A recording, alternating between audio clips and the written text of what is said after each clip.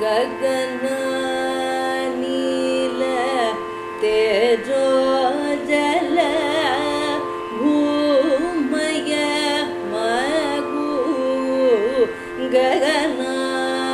नील तेजो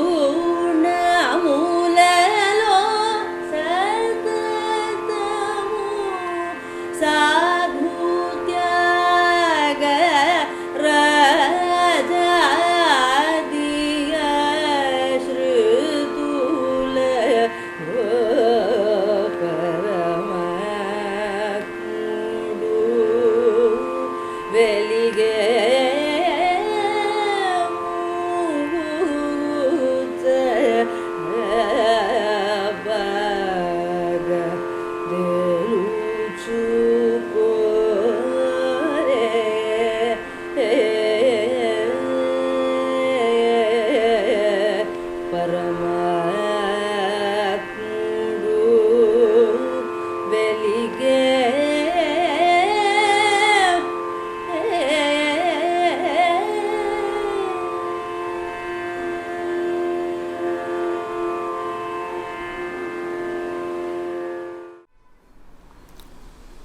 ఓం నమః పరమర్షిభ్యో నమః పరమర్షిభ్యః.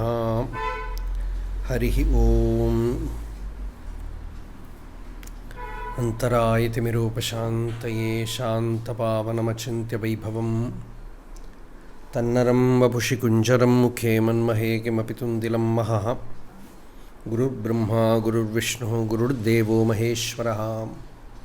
గురు సాక్షాత్ పరం బ్రహ్మ తస్మై శ్రీ గురవే నమః. ఈశ్వరో గురురాత్మేతి మూర్తిభేద విభాగిని వ్యోమవద్ వ్యాప్తదేహాయ దక్షిణామూర్తయే నమః. యస్యాంతన్నాదిమధ్యం నహి కరచరణం నామ గోత్రం న సూత్రం నో జాతిర్నైవ వర్ణా న భవతి పురుషో నానపుంసం న చ స్త్రీ నాకారం నో వికారం నహి జనిమరణం నాస్తి పుణ్యం న పాపం తత్వం నో తత్వమేకం సహజ సమరసం సద్గురుం తం నమామి. సదాశివసమారంభాం శంకరాచార్యమధ్యమాం అస్మదాచార్యపర్యంతాం వందే గురుపరంపరాం.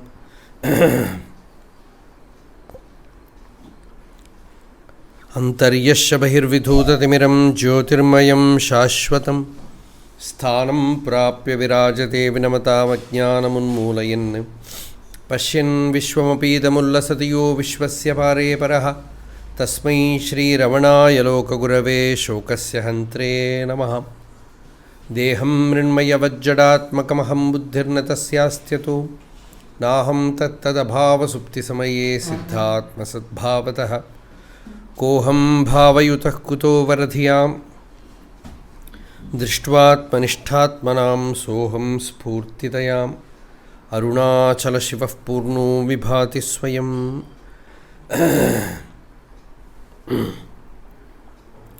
పార్థాయ ప్రతిబోధితాం భగవతా నారాయణేన స్వయం వ్యాసేన గ్రథితాం పురాణమునినా మధ్యే మహాభారతం అద్వైతామృతవర్షిణీం భగవతీం అష్టాదశాధ్యాయినీం అంబ త్వాం అనుసందధామి భగవద్గీతే భవద్వేషిణీం.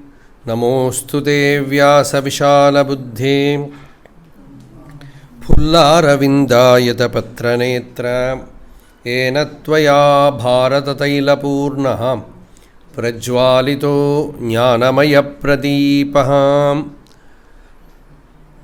ప్రపన్నపారిజాతాయ స్తోత్రవేత్రైకపాణయే జ్ఞానముద్రాయ కృష్ణాయ గీతామృతదుహే నమః. మూకం కరోతి వాచాలం పంగుం లంఘయతే గిరిం యత్కృపాతమహం వందే పరమానందమాధవం. యోऽन्तः ప్రవిశ్య మమ వాచమిమాం ప్రసుప్తాం సంజీవయత్యఖిలశక్తిధరస్వధామ్నా అన్యాంశ హస్తచరణశ్రవణత్వగాదీన్ ప్రాణాన్నమో భగవతే పురుషాయ తుభ్యం.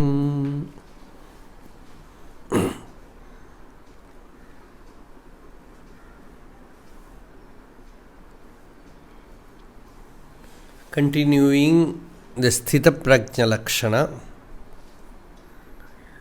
we are in the 60th verse and the subject is very bitter subject.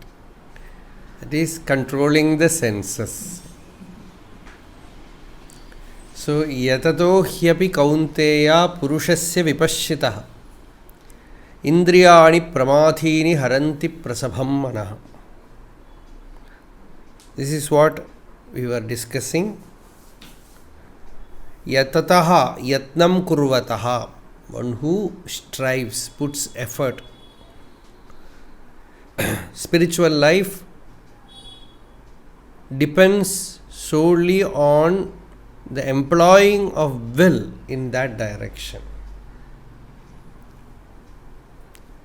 That is really grace. Grace of the inner being is, it directs the will towards the divine. When the will starts operating in spiritual direction, then we know we are in the stream of grace, current of grace. Buddhists, they have a beautiful word.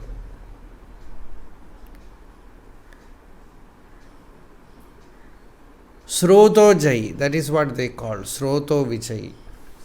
It's translated as stream winner. A person strives and strives till he wins that inner stream, the current, the will.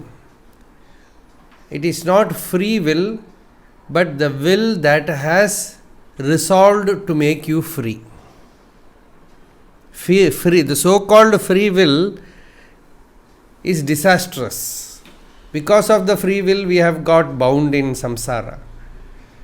But the will becomes free. Free of the senses, free of the mind. That in the 18th chapter Bhagavan will say, Dhritya yaya dharayate manah pranendriya kriyaha yogena avyabhicharinya dhritihi sa partha sattviki. The will becomes sattviki when that will is purged of all the sensory weaknesses. It is able to hold the senses, prana and mind in that spiritual direction, in the sadhana, in his bhakti, in his seva, whatever he might be doing in that marga. So he brings everything into the track. That is the greatest achievement of a yogi. To collect everything, all scattered things are collected and put in the yana. That is the yogic word, yana, in the devayana. That path of light. So, that is yatataha, yatnam kurvataha, striving constantly. Swami Vivekananda used to say that he got one of the greatest lessons in life, both in spiritual and worldly life, you can say. He learnt it from Pavahari Baba. That's a great saint whom Swami Vivekananda met in a village near Kashi, Gasipur. He said, I learnt a great lesson from that sage, that the first thing to do in life is to have a perfect goal. Second thing is to choose the path by which you have to walk. And third thing is to forget the goal.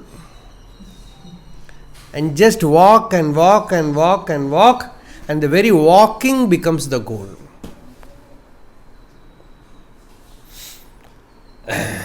Ramana Bhagavan also has said, somebody asked, after realization, Jivan Mukti, there is no need for sadhana. They asked this to Bhagavan.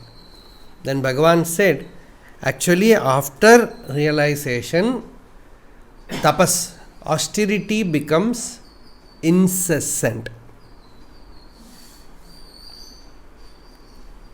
Before that there is interruption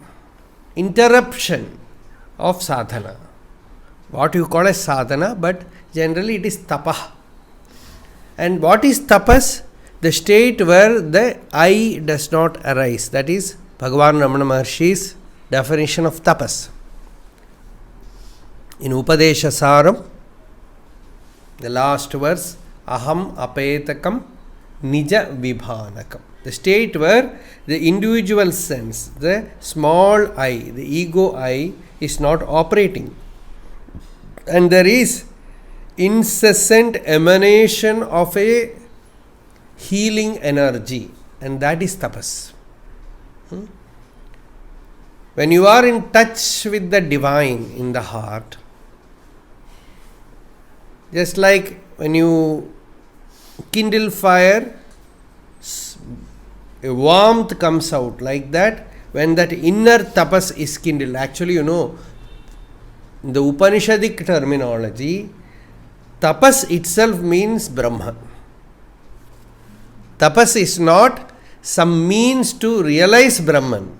Tapas is Brahman. The Upanishad says tapo brahmeti. Tapas itself is Brahman. Means it is not a method, it is a state. Of course, it is defined in various ways according to the place where you are. Our entire discussion of Gita is nothing but discussion of tapas. What our tapas is. Whether it is karma, whether it is yoga, whether it is jnana, whether it is whatever it might be. So entire Sthita Prajna means what? Who is in incessant tapas. His tapas has become like breathing. So natural. So real tapas, that is why Kavyakanta Ganapati Muni, such a great mighty being, asked Bhagavan Ramana Maharshi what tapas is. It is not that he does not know tapas. He has performed so much tapas, so much austerity. Still, he was asking Bhagavan Ramana Maharshi about tapas because he knew the real meaning of tapas, real nature of tapas.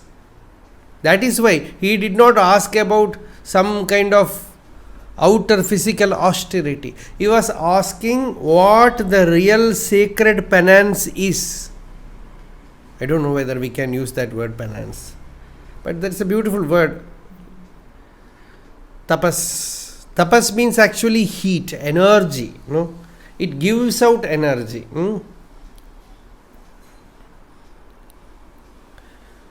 So, yatato hyapi, one who constantly employs, it becomes natural to him to put effort to lift him.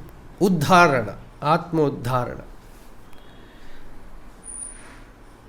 Purushasya vipashchitaha. Vipashchit means jnana. One who has jnana is a vipashchit. Means he has chosen his spiritual goal. He knows the teaching.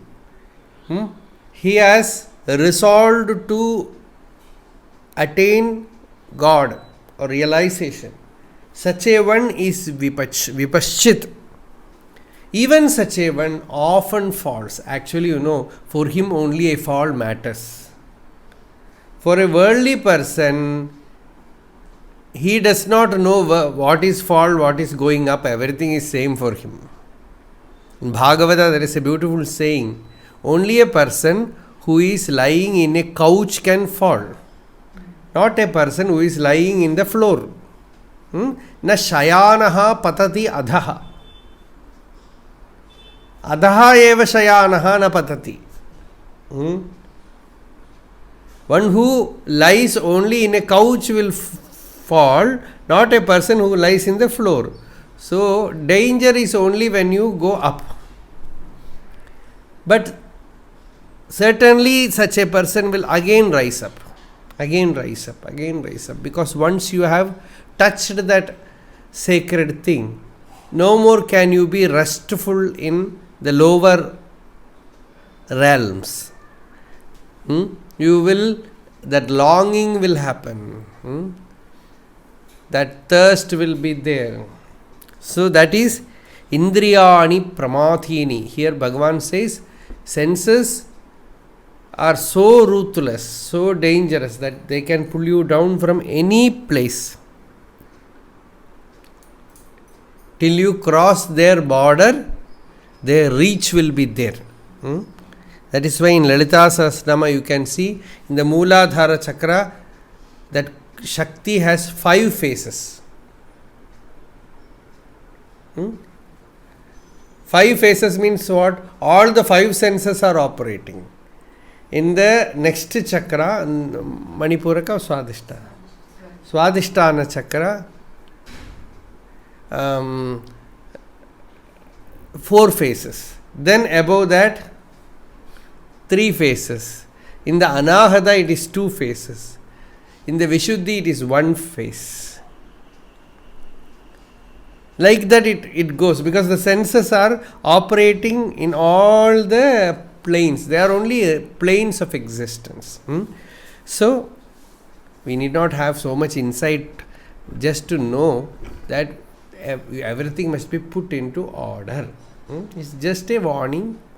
Jagrata. That's all. When somebody gave in writing to Bhagavan that he has realized the self, Bhagavan said, Jagrata. Bhagavan Ramana Maharshi said, be on your guard. That's the teaching. So here, next. So what should we do? Tani sarvani samyamya yukta asita matparaha vashe hi yasyendriyani tasya prajna pratisthita.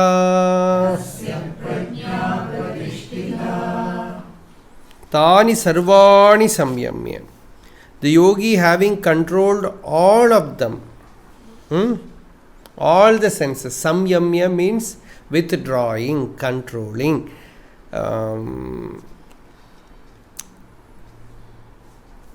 Calling them back. Hence, a beautiful name for a yogi is Samyami. It's called Samyami. Sometimes, traditional sadhus, sannyasis are called Samyamindra, king of controlled mystics, yogis. So Samyami. So Samyamindra. Samyak Yama. Yama means the god of death. He is also a controller. He controls everything. So the yogi, having controlled them all, Yuktaha. Yuktaha means he is moderate. One definition of the word Yukta is moderate in everything.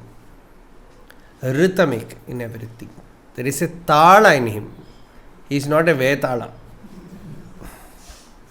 Vetala means what? Upside down. Topsy-turvy. It always, his head is the lowest spot. Head office always leave holiday. That is how modern people are viewing life. The lowest center is the uppermost place. And head is not at all, Viveka is not at all used. So,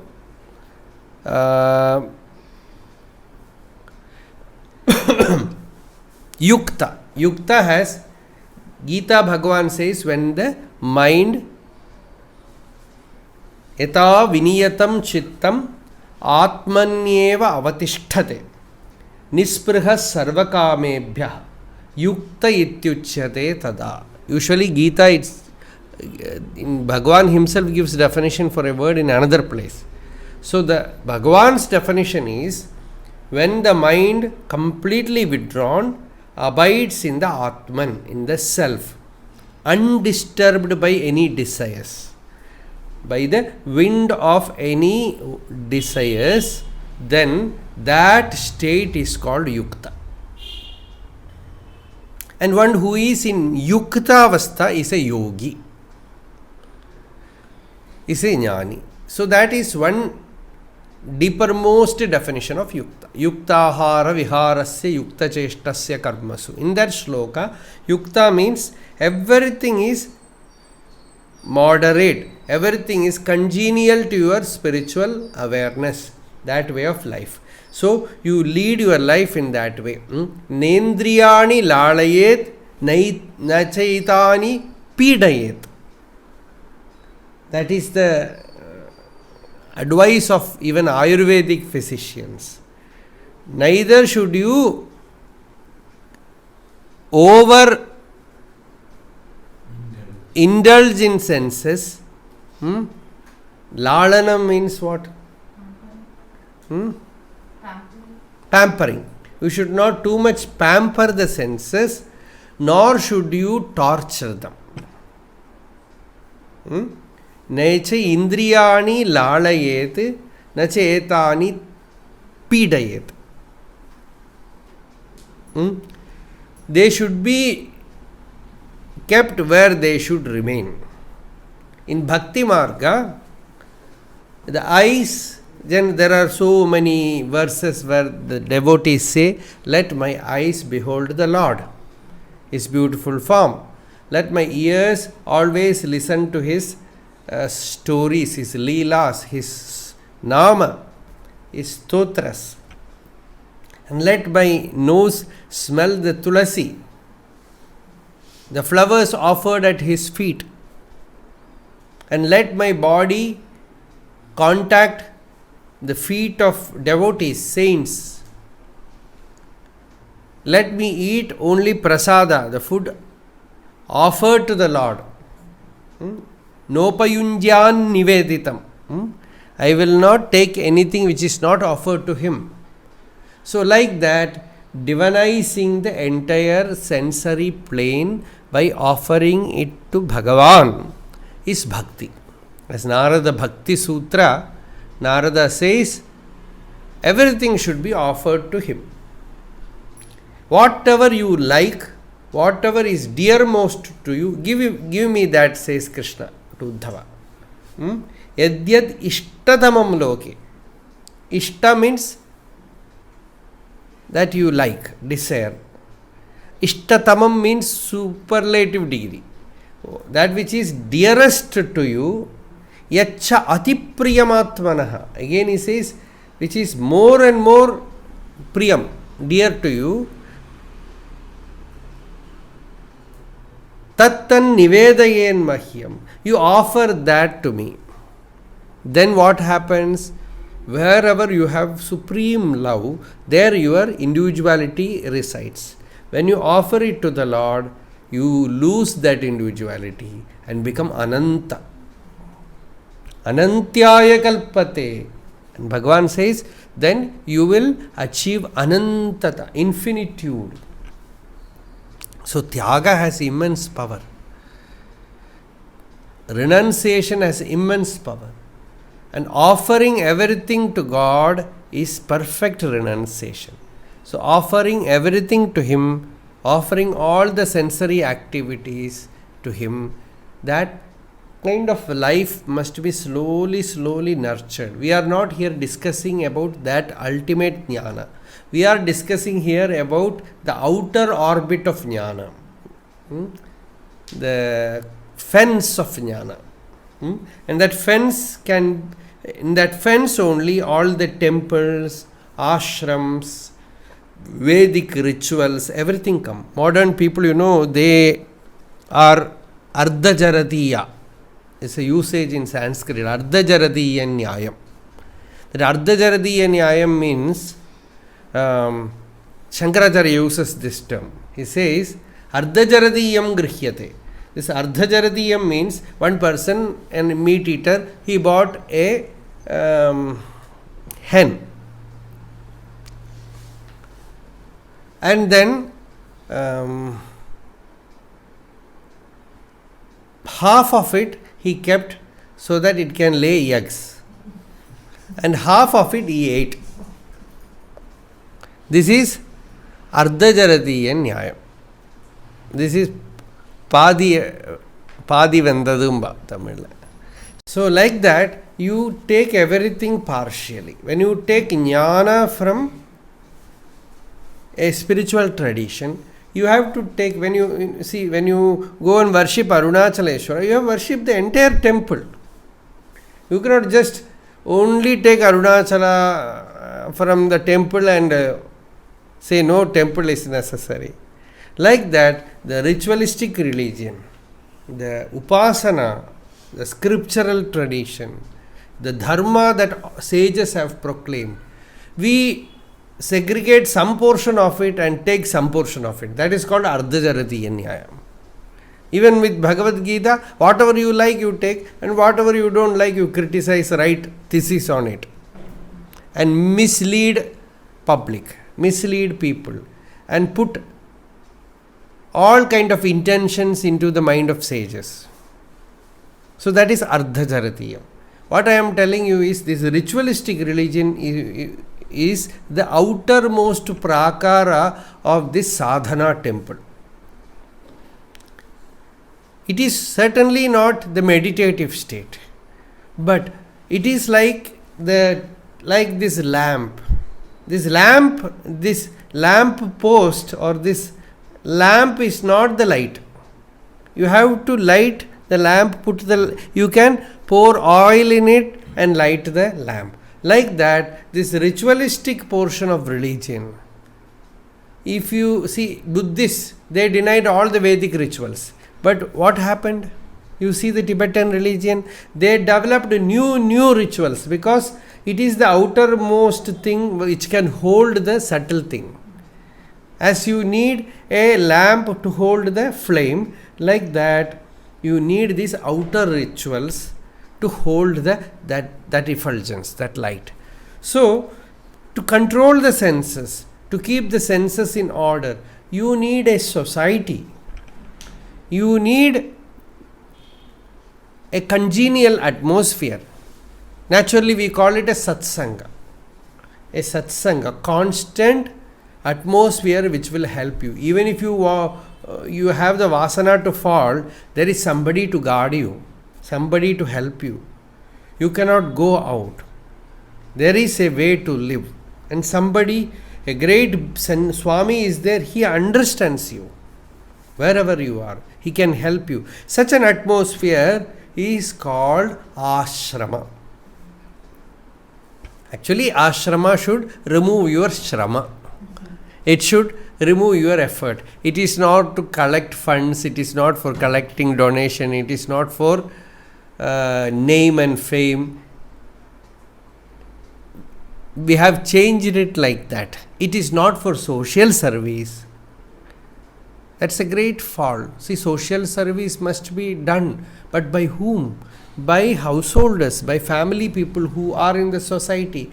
Monks, sadhus, sadhakas, they have started an entirely different journey. A very highly refined, sensitive journey where they need, like a fetus in the womb, they need protection. And that protection is given by a right ashrama, a right monastery, where such souls are protected. And if they attain that state, that will be the greatest service that they can do. Such a single person who has crossed the border of ignorance is a great blessing. You just think about a single Ramana Maharshi. His mere existence has blessed the whole world. Instead of that, if he goes and do social service, how much will it help? You go on, give food, go on, give houses, go on, distribute clothes. The giver is also fed up and the receiver is not still desiring, greedy.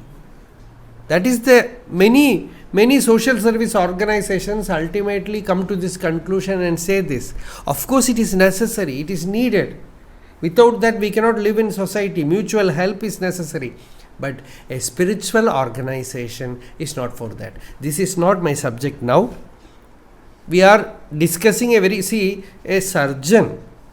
I will give you an example which ordinary worldly people can understand. A surgeon, he needs a operation theatre where everything is kept clean, and there in Ayurveda they call paricharaka. In like that, in a surgery also, assistants must be there, those who can give him all help to do the surgery.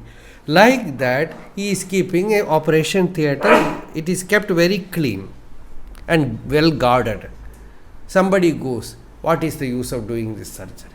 You should give food to everybody in this operation theatre, and you should do some other service inside. Means the whole thing will collapse, because that is a purpose is different.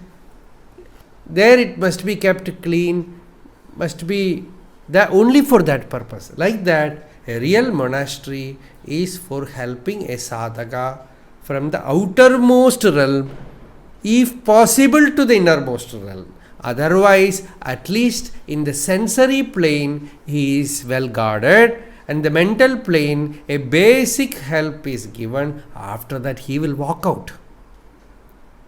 He will search by himself.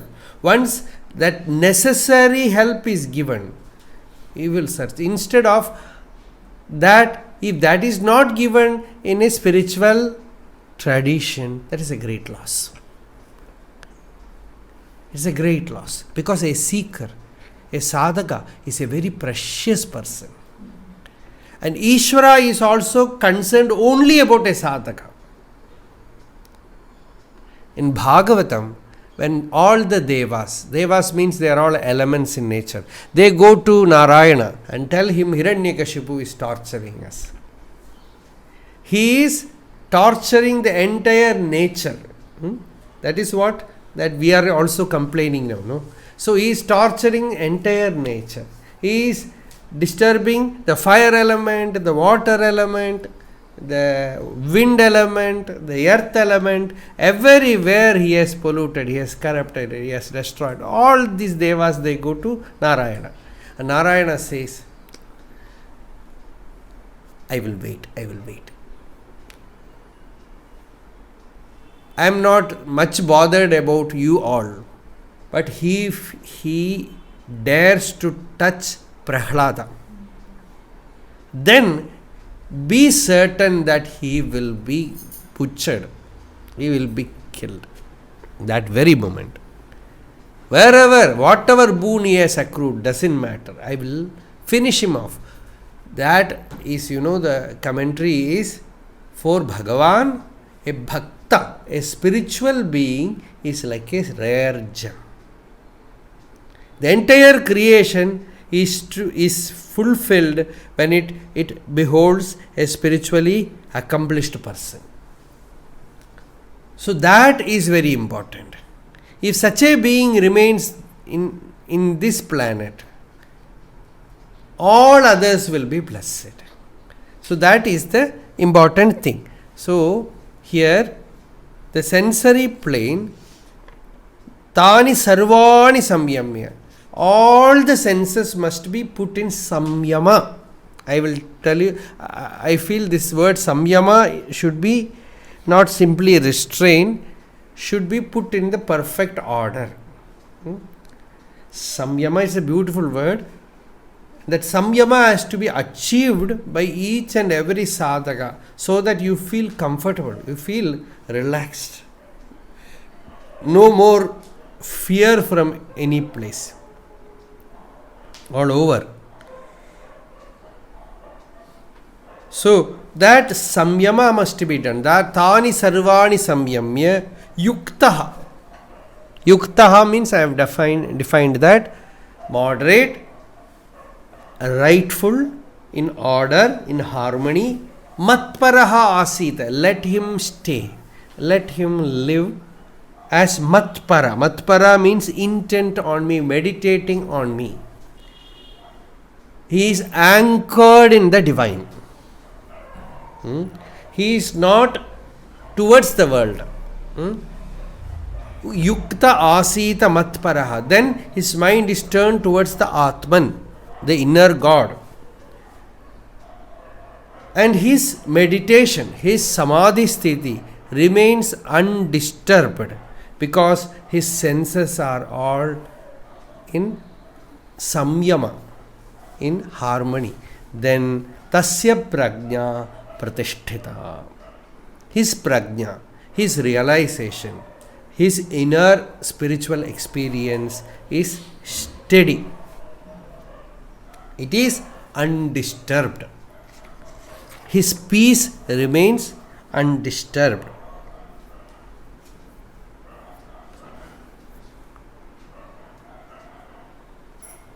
That is the definition here given. So first, the prajna gets established in the deepermost realm, in the heart.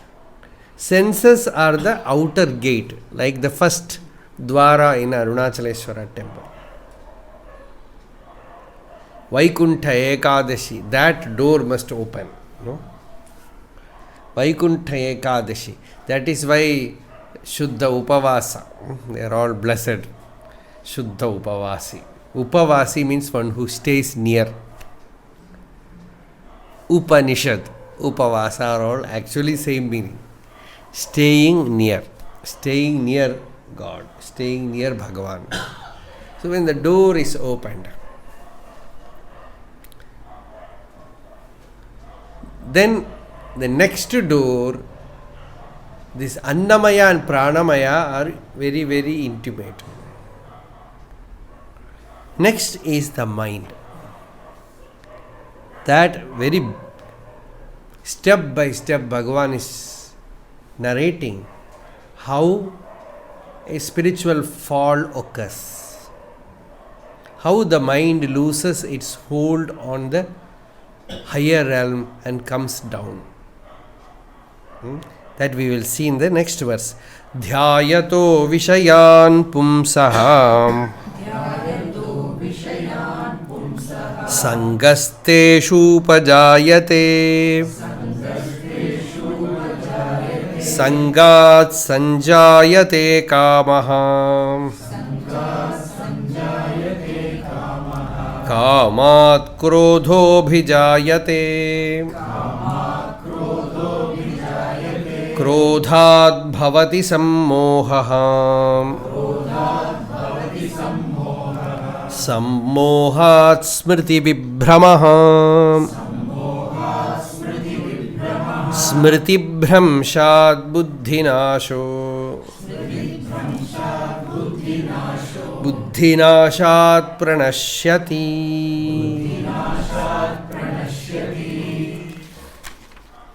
Very picturesque definition. Bhagavan has given step by step. Like a ball you put in the uppermost stair, it comes down. Sopana panktau padito yatha kanduka. Like that. So here Bhagavan says, mind, by constant brooding over the objects, Vishayaha. They are called Vishayaha. Visinvanti. Svena rupena nirupanam kurvanti iti Vishayaha. Vishayaha means objects. What does they do? They color the mind according to their form and nature. So, dhyayataha, the mind starts brooding over the object. That is the first step where you can notice that the journey has started. Journey downward has started. So, dhyayato vishayani. When it starts thinking about sensory objects, Sangasteshu upajayate. By constant brooding, the mind becomes attached to the object. It's natural. Sangat sanjayate kamaha. By attachment, next comes possessiveness. Desire. You want to own it, experience it. Kamat krodho vijayate. And if that desire is not satisfied, it becomes krodha. When the desire, frustrated desire, transforms itself as anger. When the desire is not satisfied, it becomes anger. Kamat krodho vijayate. Krodhat bhavati sammohaha. And once from anger comes delusion. Immense delusion. You will be under the spell of delusion. So, sammoha, samyak muhyanti. Sammohat smriti vibhramaha. This person has studied all the scriptures, has known what is dharma, what is adharma, how to behave, everything. That delusion, duster, with duster you cleanse this board, blackboard, like that, it cleanses everything. Smriti vibhrama, confused memory, whether it is correct, wrong, right, and you fall. From confused memory, the ruin of right kind of reason. Right kind of reasoning is gone. Your very reasoning, your very logic gets corrupted by the smokes of desires. No more can your logic will be all for your own ruin. You will use reasoning. If somebody tells you this is right, you will say. You will make him sit, logically explaining and putting him down. But your logic is only to ruin yourself. When Vibhishana tried to help Ravana, that is what Ravana did. When Vibhishana said, let all the Rakshasas live, let this beautiful city Lanka be intact. Why should you invade? See, one monkey was enough to destroy all these things. And they say thousands of such monkeys are coming. And Rama will arrive. And you will see the whole Lanka in fire. Everything will be annihilated. Why should you do this? You are a great person. You have done so much tapas. And all are happy here in Lanka. Why should you destroy this Lanka? You know, Ravana, hearing that, what did he say? He said, Vidyate Goshu Sampannam, Vidyate Brahmane Tapaha, Vidyate Strishu Chapalyam, Vidyate Nyatito Bhayam. Brahman, that was his logic. He said, when you have cows, many cows, there will be good prosperity in that place. There will be good peace, joy in that place. That is the Dharma Shastra. That he said. And when a Brahmana is there, tapas will be there. Many Brahmins are there, real Brahmins, doing their Anushtana, their tapas. The whole area will be benefited. That was the faith in the formal years. So all other varnas will be happy. Vidyate Brahmane Tapaha. Vidyate Goshu Sampattihi. Vidyate Brahmane Tapaha. Vidyate Strishu Chapalyam. Women will be always fickle, he says. He has seen Sita Devi here. Still he says, women will be fickle. And the other thing is says, always relatives like you, they are selfish. So we should be afraid. We should be careful about associating with these relatives. So his logic helped him to destroy himself. Many people advised him. Maricha advised him. That was his destiny. So his mind was poisoned by Shurpanaka. He could not forget Sita. He was constantly thinking about Sita. When the war broke, and ultimately the greatest war happened, that Moola Bala Yuddha, the root source of Ravana was annihilated. On that day, all the Lanka people, they were collectively hitting Shurpanaka. They said because of her, the whole community was erased. This race, Rakshasa race itself is erased. So, that is wrong logic. logic gets destroyed. Reasoning, Duryodhana also had so many reasonings. Always, there are moments when he felt that he is wrong, but soon Shakuni will supply him a logic, or his brother Dushasana will supply him a logic. See, yukti, you need a yukti, that's all, to live. I don't know whether you have felt it like that. Sometimes in spiritual life, you need a logic, a reasoning, so that you can kindle a new stream of energy. You just catch hold of one point of the logic, then you put on a stream of will starts moving there. So, like that in spiritual life, Yoga Vasishta says, from a right master, you get yuktihi prapyade Rama, dridhanauriva navikat. You get the right yukti by holding which you can navigate in this samsara. So, that yukti gets spoiled, get polluted when you associate with wrong people. In fact, you become utterly irrational. Otherwise, you see, why should a person smoke?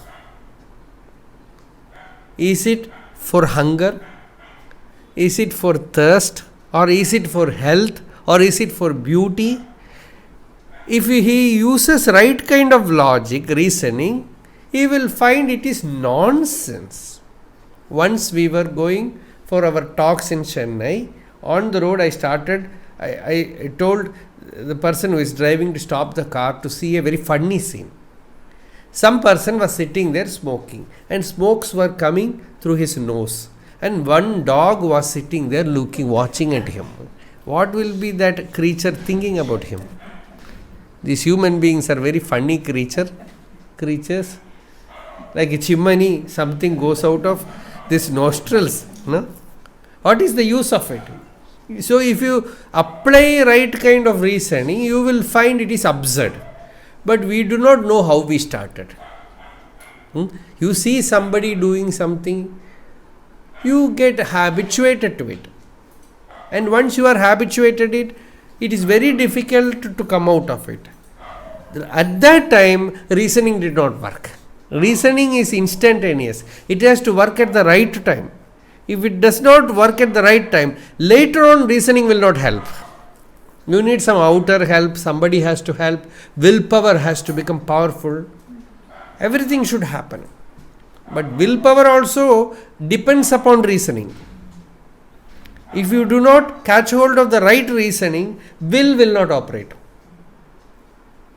See, what was the power which made Siddhartha, the prince, to renounce one night and go away? Reasoning. Right kind of reasoning happened. He found that it is all nonsense.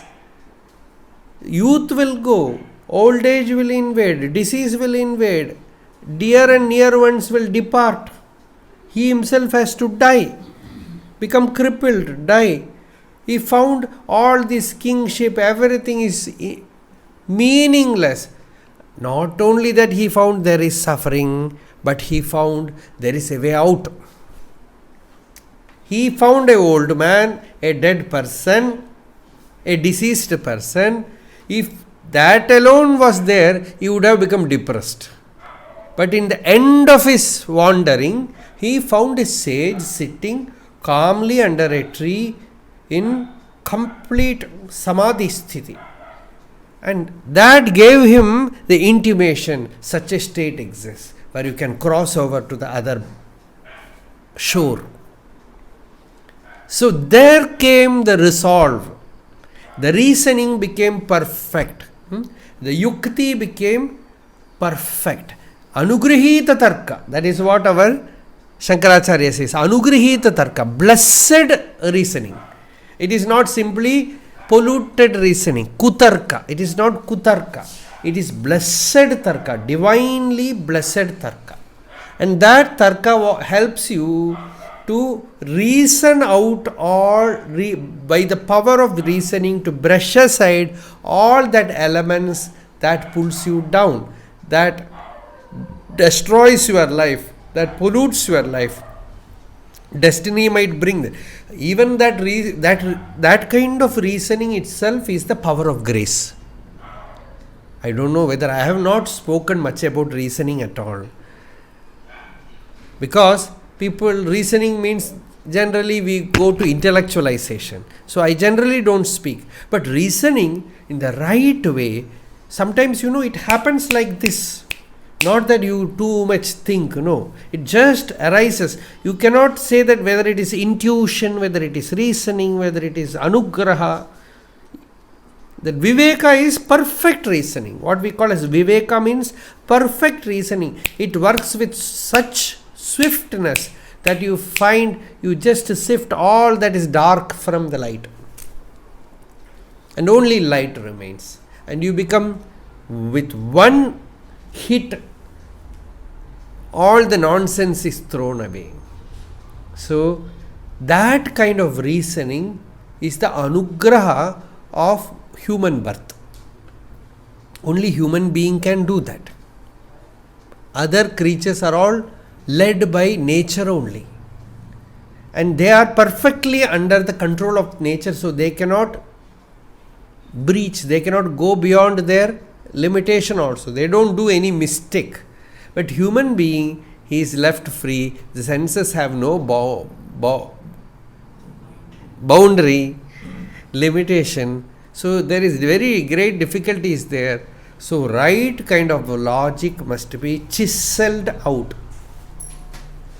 Right kind of, I am using logic and reasoning as synonyms, but reasoning is the right word that they use.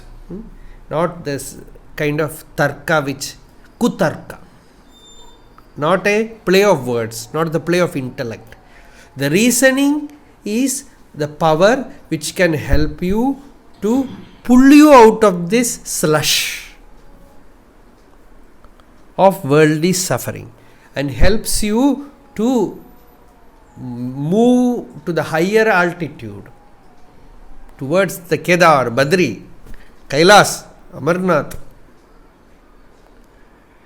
You start taking that voyage upward till you touch the Gauri Shankara, the topmost spot of divine realization.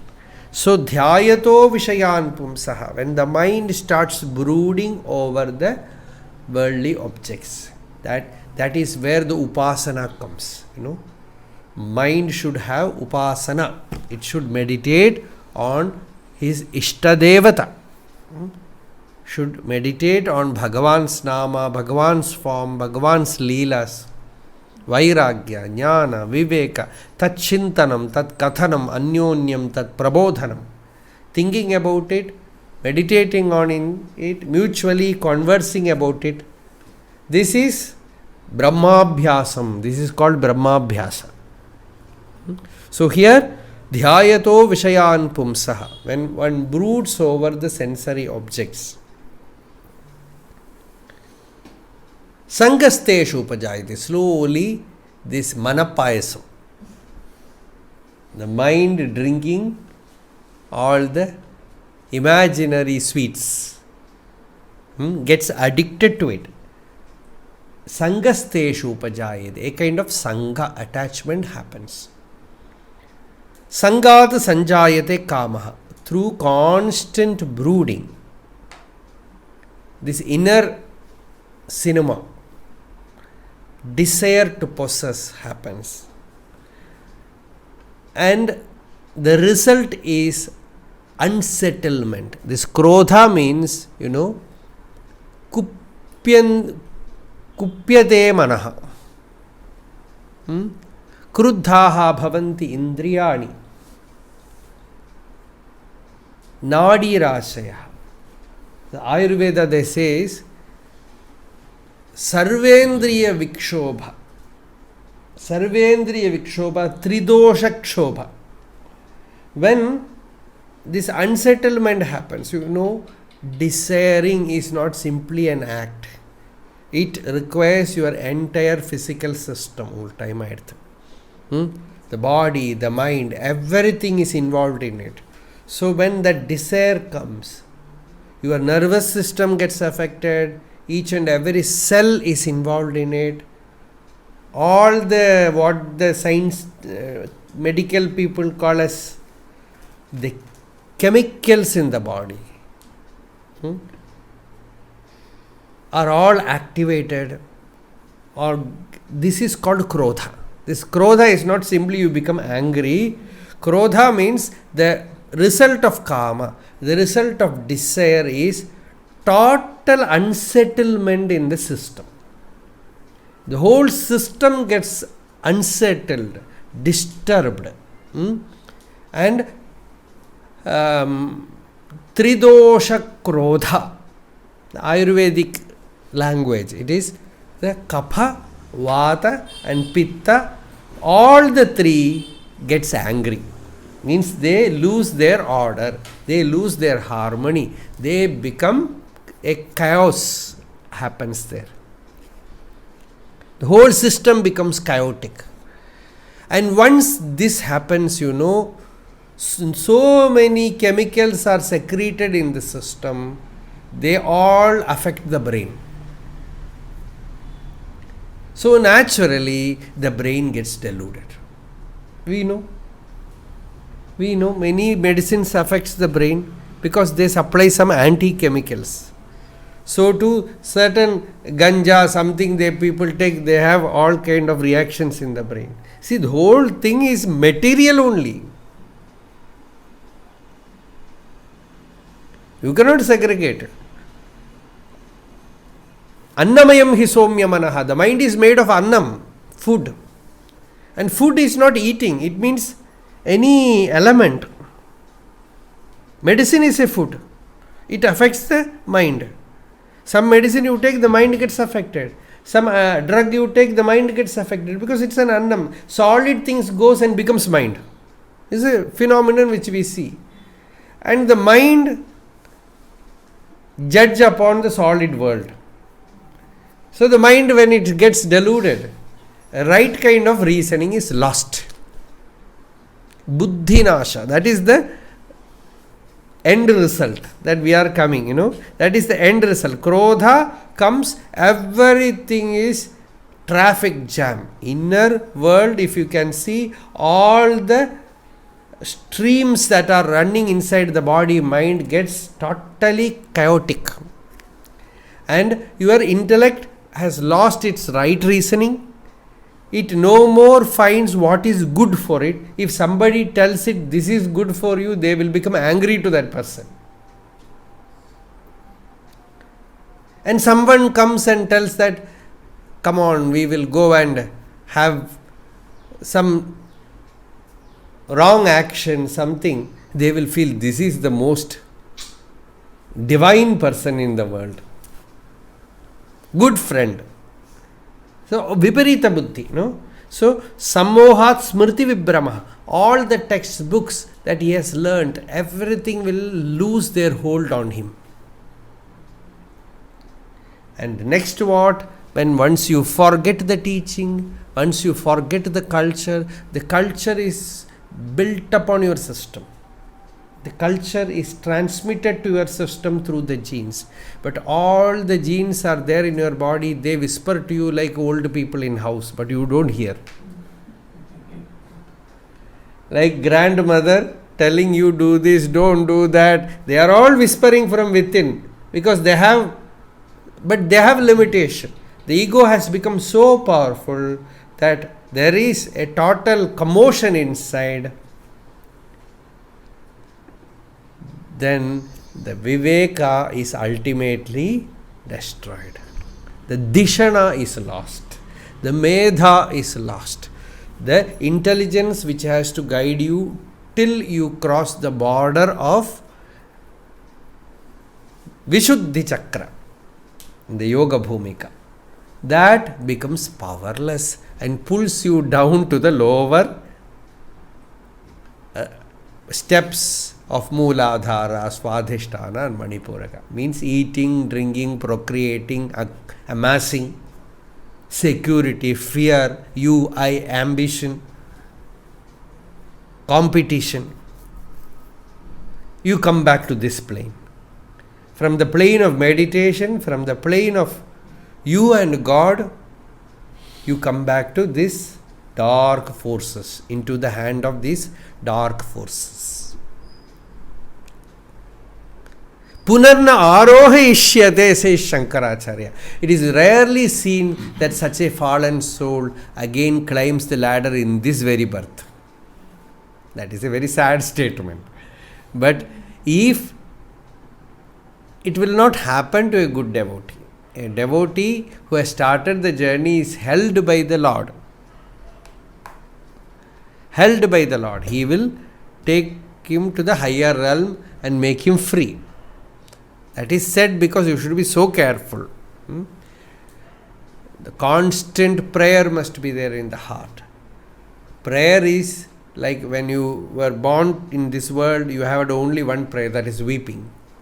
And then milk came from mother.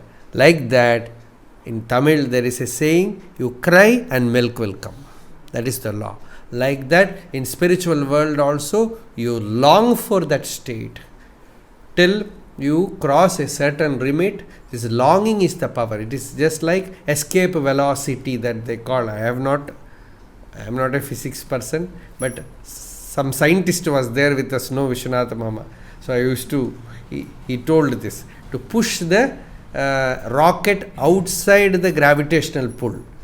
Till that some rocket, something will push it from here till it goes out of that realm. Like that, you need some outer forces to push you out. Once you cross that limit, then you are in the hand of another force. Now no more coming down. So that is, we have to discuss it again tomorrow, that we will see. Yato mamatma bhavasi tvameva tato na vachyam mama kinchit asti yatha taveshtam kurumam tathaiva tvamatmanatham ramanam.